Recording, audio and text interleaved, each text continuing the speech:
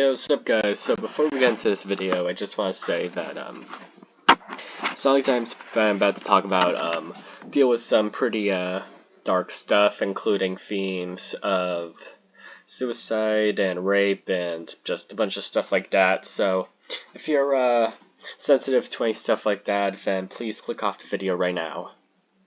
Thank you. Hello!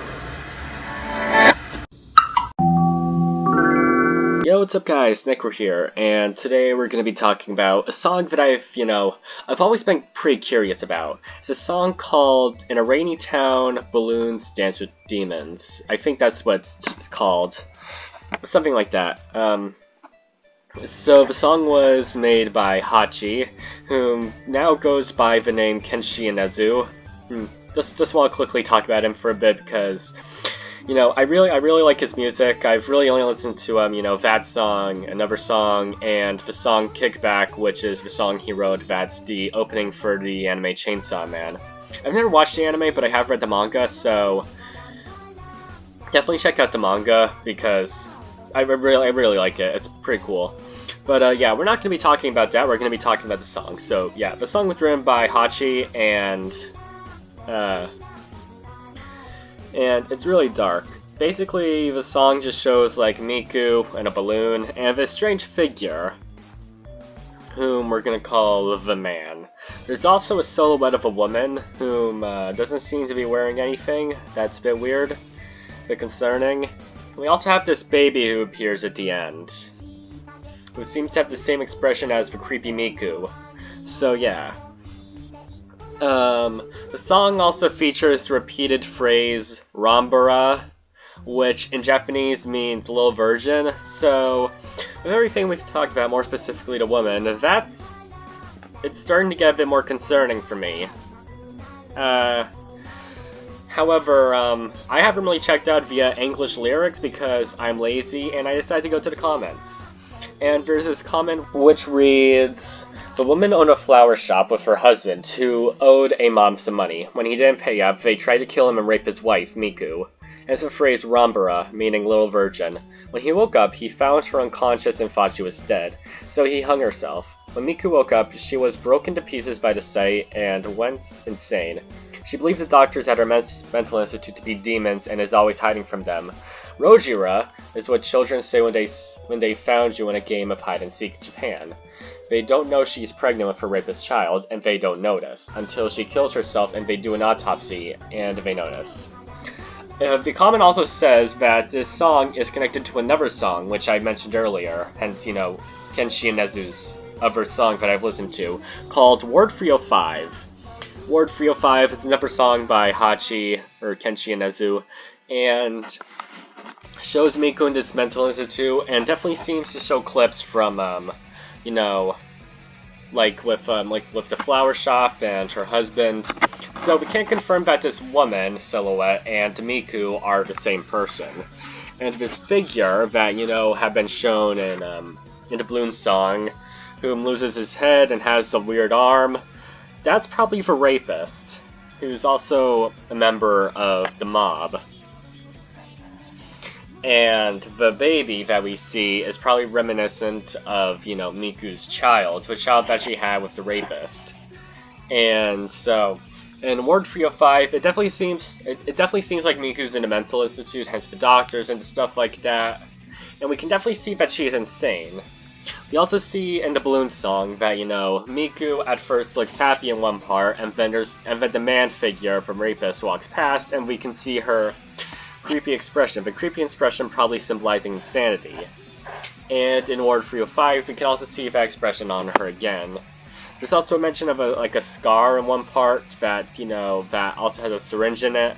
The scars are probably reminiscent of, probably a literal scar, which is probably done to her by the rapist because, rapists, not good people, pretty mean, and will probably, hurt you as well, probably, I don't know, just to feel like a rush or something, or feel like, dominant, which is pretty fucking messed up. And, the syringe, or it could be, reminiscent of, You know, the fact that she's, you know, scarred due to the events of seeing, like, her husband's, you know, hanging body, and probably due to the rape and stuff like that. So yeah, which is definitely not something you should go through, because this is a pretty, you know, tough video with a lot of terrible themes. I will be leaving a link down below, like, or not links, but phone numbers down below of things you can call if you've, you know, ever experienced stuff like that. But yeah, the scar could, you know, be reminiscent of that. And then the syringe, I'm guessing, could be reminiscent of the doctors. And now Miku, due to her insanity, sees the doctors as, well, I hit my mic, as, you know, not good people. You know, people who are trying to hurt her. You know, again, hence the repeated phrase, Erojira. And, you know, they're trying to, you know, hurt her. That could probably be with the syringes. They're trying to probably exploit her pain, I'm guessing. And then we get to, you know, something that I want to, you know, add more to. Because, well, two things, actually. Number one, after Miku wakes up in Ward 305, I'm guessing she didn't notice her husband's hanged body, and she thought that he was playing a game, I guess, for some reason. I guess that's her, you know, instinct when, you know, her husband's missing after traumatic events, like, oh, he's playing a game of hide and seek. So we can see that she was looking around, and then looked into, like, a room, which I'm guessing could be her bedroom, her husband's bedroom, their shared bedroom, I'm guessing, if they're that close. And that's where she finally finds his hanging body. So she probably didn't notice it right away that, you know, he was dead when she, like, immediately woke up. She had to, you know, she had to wait for a bit by looking around until finding him. And then we get to the part where she finally kills herself. So you can see in Ward 305 that, you know, a doctor comes into her room with, you know, food. The food being cake, which, I mean, I don't see why Miku thinks these people are demons. Like, bro, if they're feeding you cake every day, man, sign me up. I'm gonna go insane. Just kidding. Don't go insane, guys. That's not great. That's not great. I'm sorry if I'm being insensitive, but, you know, I tend to joke around with things, you know, because that's what I do. I don't mean to be insensitive. I'm sorry. But anyway, so they come in with cake, and there's also the eating utensil, a fork to, you know, eat it with.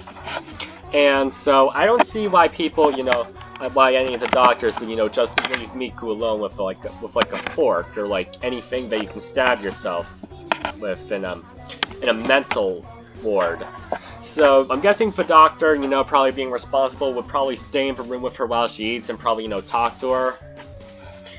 And then I'm guessing as we can see, when Miku picks up the fork, not peeks up. I can't speak English today. I'm hitting my mic. She picks up the fork and she goes, and as we can see in the song, she goes to stab down on something. And I'm guessing that she's gonna try to kill herself in this moment, or probably not. You would think that she would try to kill herself, but keep in mind we have the doctor in the room. They would probably, you know, try to, you know, stop her. And so with some other context clues I can find, my guess is that Miku decided to go and kill the doctor. I'm guessing. After all, she sees them as demons, so she wants them out of her life. After seeing this, she would probably be mortified.